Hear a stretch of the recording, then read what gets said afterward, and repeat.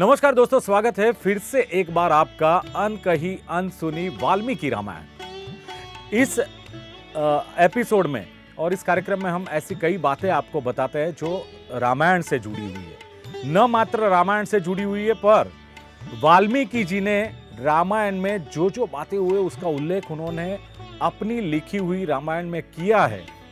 पर कई बार हम तक वो बातें नहीं पहुंची, हम नहीं जानते। ऐसी कई अनकही अनसुनी बातें लेके हम आपके सामने उपस्थित होते हैं। ऐसे कई प्रसंग हम आपको यहाँ बताते हैं, सुनाते हैं, और यही सारी अनकही अनसुनी बातें लेकर आपके सामने आज पेश है। गुजरात के बहुत बड़े ज्ञाता, धर्म के ज्ञाता और बहुत बड़े ज्योतिषी, हमारे ज्योतिषी चेतन पटेल यहाँ पर उपस्थित है। चेतन जी, स्वागत है आपका। नमस्कार नमस्कार, जय श्री राम। तो दोस्तों, अगले एपिसोड में हमने सुना था कि चारों भाई यानी राम, लक्ष्मण, शत्रुघ्न, भरत, इन चारों की शादी हो गई और शादी करके पूरी बारात अयोध्या नगरी में आई। धामधूम से उनका स्वागत अयोध्या वासियों ने किया। फिर सालों बीतते गए और बहुत प्रेम भाव से, पारिवारिक भावना से पूरा संसार चल रहा था। और उसके बाद आपको पता है कि बहुत बड़ा प्रसंग यानी रामायण का वनवास, रामचंद्र जी का वनवास। पर सवाल ये होता है कि जब भगवान श्री राम को वनवास हुआ, तब भाई भरत और भाई शत्रुघ्न क्या अयोध्या में थे? ये बात हमें नहीं पता है। तो यही बात कहीं अनकही अनसुनी है, और यही बात मैं चेतन जी से पूछना चाहूंगा। चेतन जी, क्या कहेंगे? बहुत सारी बातें हमने सुनी है, रामायण के बारे में सुना है, हालांकि शादी हो गई, वनवास भी हुआ, पर वनवास के वक्त भरत और शत्रुघ्न अयोध्या में नहीं थे, घर नहीं थे, तो कहां थे? ये बात हम तक अभी तक नहीं पहुंची है। चेतन जी, चारों नवयुगल की शादी होने के बाद सुखी सुखी ये पूरा परिवार बहुत आनंद से अयोध्या में रह रहा था। ऐसे रहते रहते कई वर्ष बीत चुके थे। एक दिन हम जो आपका ये प्रश्न है उसकी बात करें तो वाल्मीकि जी ये बताते हैं कि जिस वक्त राम का वनवास हुआ तब भरत और शत्रुघ्न अयोध्या में नहीं थे, बहुत बड़े कारण के वश। हुआ ऐसा था, एक दिन महारानी कैकेयी का भाई युधाजित जो अयोध्या पधारे थे, और युधाजित जो भरत के मामा लगते थे, वह भरत को बहुत स्नेह और प्रेम करते थे। अपने पुत्र से भी ज्यादा उनको भरत प्रिय थे। कुछ दिन भरत के साथ वहां गुजारने के बाद युधाजित ने अपनी बहन कैकेयी से कहा कि मैं भरत को कैकेयी ले जाना चाहता हूं, और बड़े प्रेम से कहा कि कुछ दिन और मैं भरत के साथ बिताना चाहता हूँ। पिताजी ने भी ये संदेशा दिया है कि तुम भरत को अवश्य लेकर आना। जब कैकेयी को उनके भाई से ये बात मालूम पड़ी, तभी रीति के अनुसार कैकेयी ने उन्हें बताया कि महाराज दशरथ की मुझे आज्ञा लेनी पड़ेगी, तभी मैं आपको जवाब दे पाऊंगी। कैकेयी, जो कि महाराज दशरथ की बहुत प्रिय रानी थी, उन्होंने यह प्रस्ताव महाराज दशरथ के सामने रखा कि मेरे भाई युधाजित भरत को कैकेयी ले जाना चाहते हैं कुछ दिनों के लिए। महाराज दशरथ अपने चारों पुत्रों से बहुत अधिक स्नेह और प्रेम करते थे। कभी भी उनका कोई भी पुत्र उनकी आंख से थोड़ा भी ओझल होता था तो वो बड़े चिंतित रहते थे, क्योंकि हम सभी जानते हैं कि बड़ी उम्र के बाद, बड़ी कठिनाइयों के बाद उन्हें ये 4 राजकुमारों की प्राप्ति हुई थी। किंतु महाराज दशरथ कैकेयी को अधिक प्रेम करते थे तो उसकी बात को टाल नहीं सके, और उन्हें भरत को अयोध्या ले जाने के लिए मंजूरी दे दी थी और कहा था कि कुछ ही दिनों के लिए मैं आज्ञा दे रहा हूं कि वे ले जा सकते हैं। कैकेयी ने अपने भाई युधाजित को यह बात बताई कि आप खुशी खुशी भरत को ले जा सकते हैं। जब यह बात का पता राजकुमार भरत को पड़ा कि उन्हें अपने मामा के घर अपनी नैनीहाल जाना है, तब वे अपने छोटे भाई शत्रुघ्न के पास पहुंच गए थे।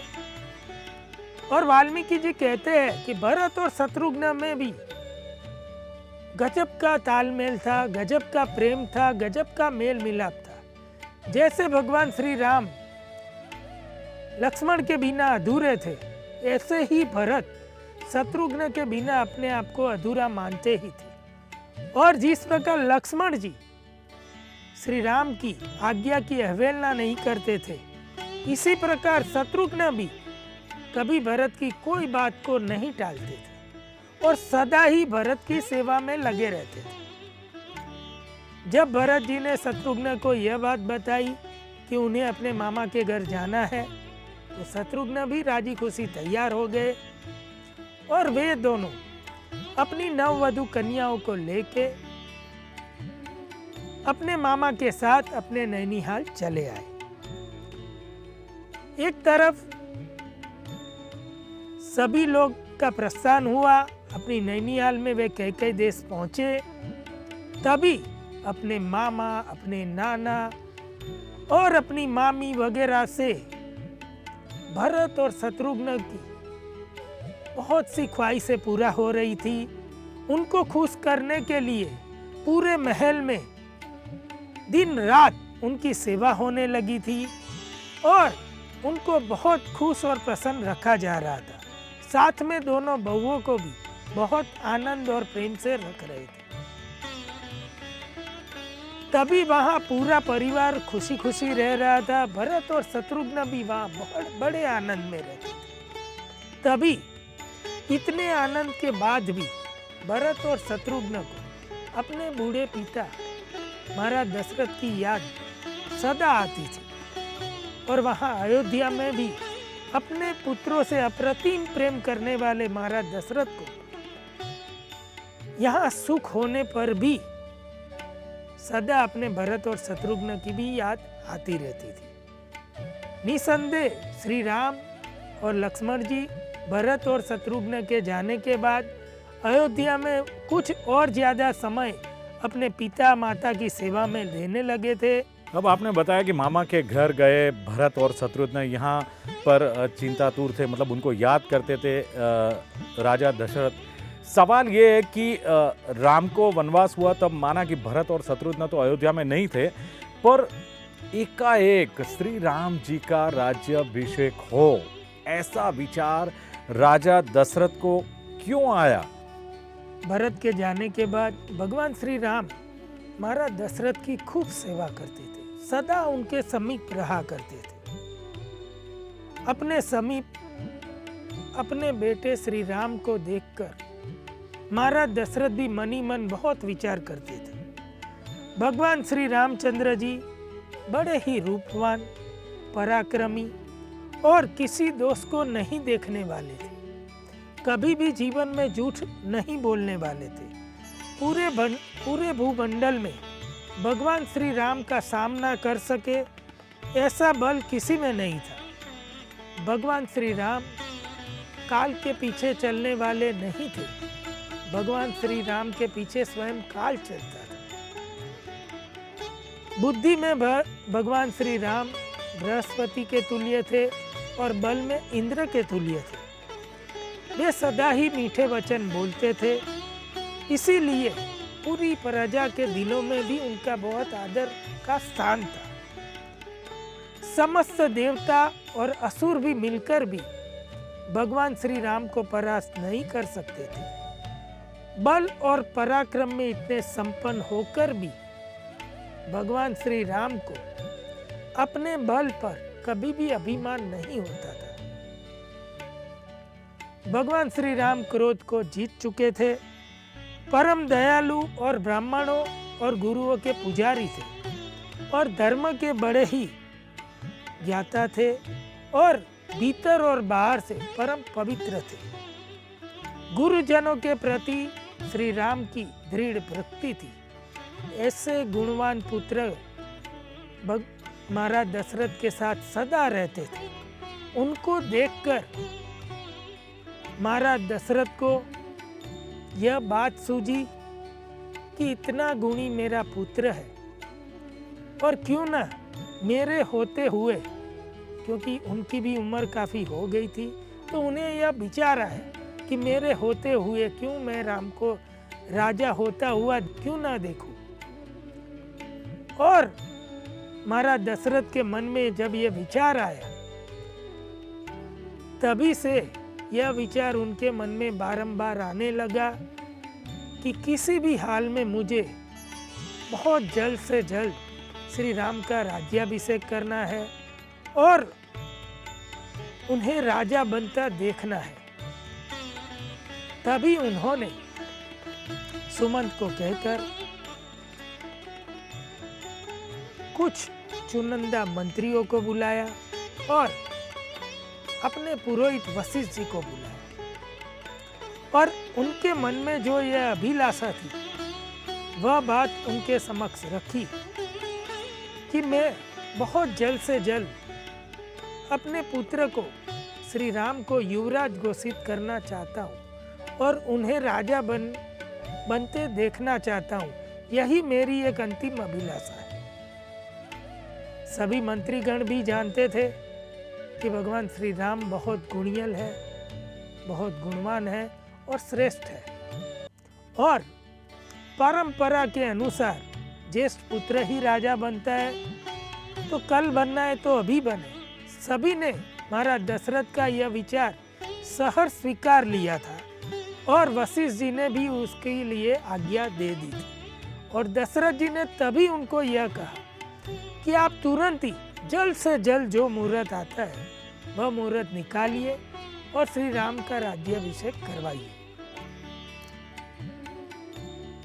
तभी साथ ही इन सभी की आज्ञा पाकर महाराज दशरथ ने अपने मंत्री और सुमंत से भी कहा था कि नगर के श्रेष्ठ पुरुषों को और दूसरे सभी राजाओं को और सामंतों को भी तुरंत ही बुलवा लिया जाए, और इन सभी से आज ही इस बात की मैं चर्चा करूंगा और यह प्रस्ताव उनके सामने रखकर भी उनकी भी मैं आज्ञा लेना चाहूंगा। अब यह सभी कार्य बड़ी ही जल्दबाजी में हो रहे थे, क्योंकि देवता भी ऐसा चाहते हैं। ऐसा वाल्मीकि जी लिख रहे हैं कि देवताओं ने यह सभी कार्य इतनी जल्दबाजी में करवाया कि सभी नगर के राजा और सामंतों को तुरंत बुलवा लिया, परंतु महाराज दशरथ कैकेयी नरेश को बुलाना भूल गए, जनक जी को जनकपुरी खबर देना भूल गए। यह सब बड़ा ही कार्य उतावली से हो रहा था, क्योंकि ऐसा कहते हैं वाल्मीकि जी कि यदि राम के वनवास के समय उसके पहले जब ये राज्याभिषेक होने वाला है, उस समय यदि कैकेयी नरेश के साथ भरत और शत्रुघ्न यहाँ आ जाते और स्वयं जनक राजा यहाँ होते, तो राम के राज्याभिषेक का कार्य निर्विघ्न पूरा हो जाता, कभी राम का वनवास होता ही नहीं। इसीलिए देवताओं ने महाराज दशरथ को ऐसी बुद्धि दे दी थी कि वह बड़ी उतावली में ये सब कार्य करे और इन दोनों को बुलाना भूल ही जाए। इस प्रकार महाराज दशरथ ने इनको नहीं बुलाया था, और तभी सभी सामंत और राजा भी वहां आ चुके थे।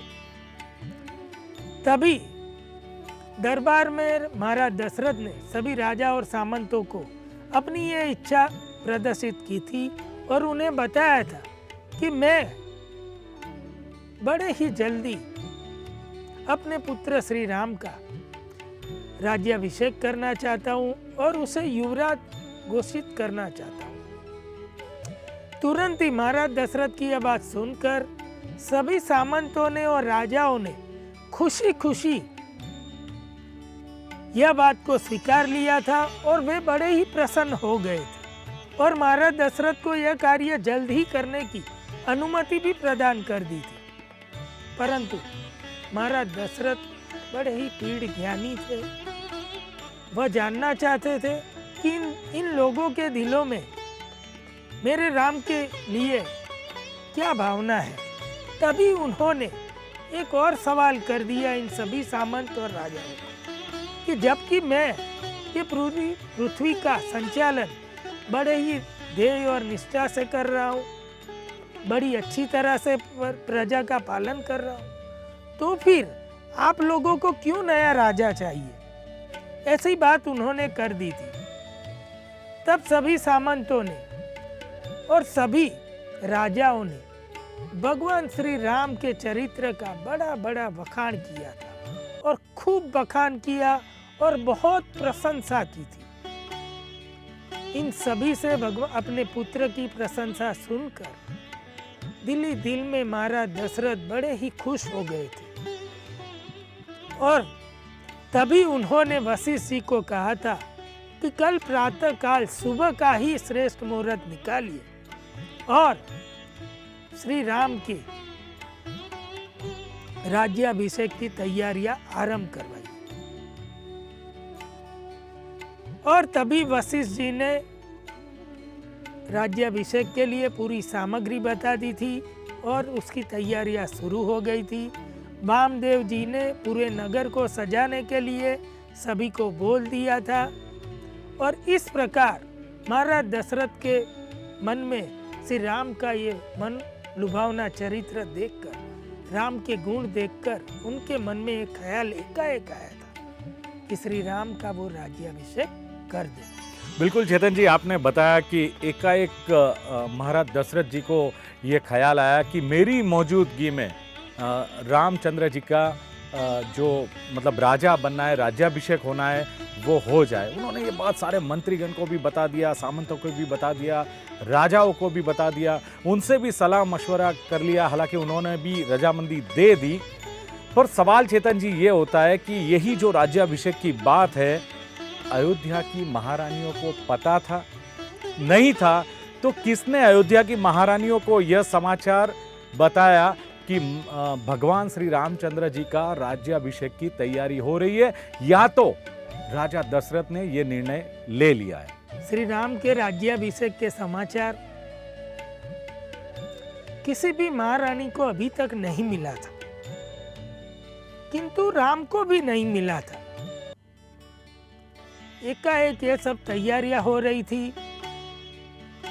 तभी महाराज दशरथ ने सबसे पहले सुमंत को बुलाकर यह कहा कि आप तुरंत ही श्री राम को मेरे पास ले आइए।